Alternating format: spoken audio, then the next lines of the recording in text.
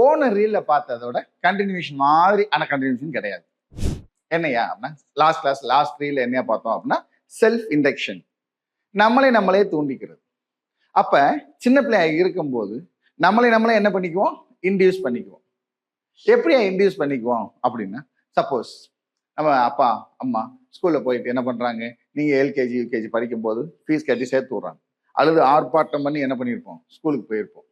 சரி, ரைட்டு.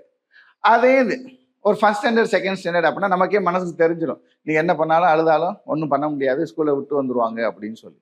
இந்த second third போகும்போது என்ன பண்ணுவோம் அப்படின்னு கேட்டா, நம்மளே பேக் வாங்கணும், புக் வாங்கணும், ரேப்பர் போடணும். அப்ப ஃபீஸ் கட்டிட்டு வந்தவொடனே கட்டப்பை நிறைய புக்கு கொடுத்துருவாங்க. அப்ப என்ன பண்ணுவோம், அதான் பண்ணுவான், இந்த வருஷம் எனக்கு இந்த பேக் வாங்குங்க, இந்த பென்சில் வாங்குங்க, இந்த எரேசர் வாங்குங்க, இந்த டோரா ஸ்டிக்கர் ஓட்டுங்க அப்படின்னு நம்ம சொல்லி உடனே அந்த பேக்கை எடுத்து மாட்டிக்கிட்டு கிட்டு நடந்துக்கிட்டு அப்படிலாம் இருந்தோம். அதே அம்மா அப்பா தான், அதே வீடு தான். இன்னைக்கு என்ன பண்றாங்க, அம்மா அப்பா அதே புக் வாங்கி தர்றாங்க, கைடு வாங்கி தர்றாங்க, என்னைக்காச்சும் அட்டை போடுங்க, ரேப்பர் போடுங்க, பேர் எழுதுங்கன்னு நம்ம சொல்றோமா?